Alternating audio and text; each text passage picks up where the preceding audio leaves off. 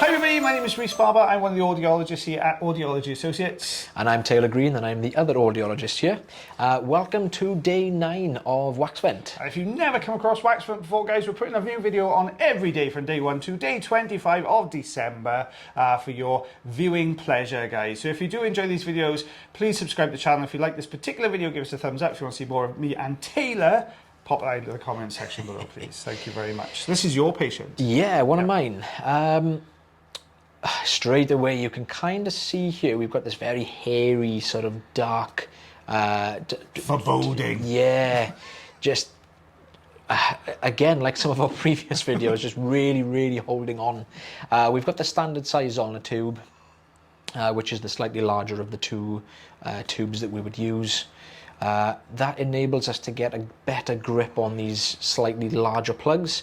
Now you can kind of see we've got this little sheen around the outer edge of this plug, and that's just basically where the patient has been using some olive oil previous to coming into us. So it looks like it softens some of the wax, but with those bits of hair in there, the wax kind of dries around those, and it forms this really tough old plug that stays together. It's like gauze, kind of not gauze. Yeah, gauze, is it? Yeah, gauze. Yeah, just kind of holds everything together. And it, in some cases, it almost acts like a mesh as well, because we can't get a suction grip with all this kind of hair in the plug. So we've swapped over to the trusty Rosen inserter here now, just to nip over the top where this little gap is. You can just about peek the eardrum behind that plug, and where this is a little more sort of solid in the core, we're just, as you can see we're doing there, we're getting a grip, pulling, going further back, pulling, and we're just going to get this all out in one go here, hopefully. It allows you to kind of scoop around that bend as well, doesn't it? Yeah. Whereas the suction tube will pull straight, and to angle it's a bit difficult, but with a lot of the sort of tools we use for curettage, so the Rosen inserter and Jobson Norton, St. Bartok, and all that kind of stuff, it allows you to pull it around that side and get out. Yeah. There we go. Ooh, chunky. Yeah. So you can see here, we've already removed that plug. Now, you can see on this particular eardrum, right up in the corner there was almost like almost like a little cloud, a slight discoloration. It seems to be very characteristic, of what we call a cholesteatoma, but we're a little bit unsure in this case. It doesn't look classically, because they are these pearls, aren't they? With but it doesn't look like a classic cholesteatoma, that one. It looks more almost like a cyst, doesn't it? Yeah. But where it is... It's just the position is what we are kind of a little bit unsure on. So we are going to refer this patient onwards to the doctors or ear, nose and throat just to get this examined. I have seen it pop up once or twice where some people are wondering why we don't diagnose in clinic. We're actually not able to diagnose the patients what we think it is. It's some things we see are quite classic, and we can say, oh, this is an outer ear infection.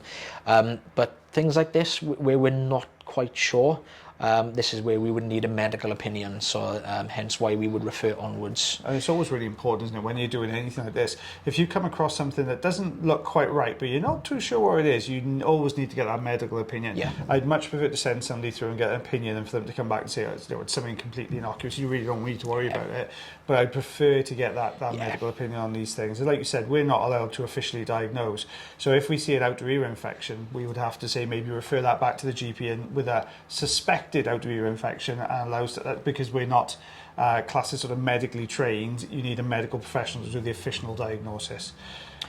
So we've just removed this we just swapped to the Rosen inserter just to take this out. It's easy to pick it up sometimes. You can't get the poke into the plug. Poking and picking up a cocktail stick. It's quite dark in colour as well. Now you'll see here in a second, a little bit left at the entrance there. There we go, exactly the same on this side. You can almost see that kind of little pearly section right at the top of the eardrum. It's almost like a collection of 3 of those little cysts, isn't it? Yeah.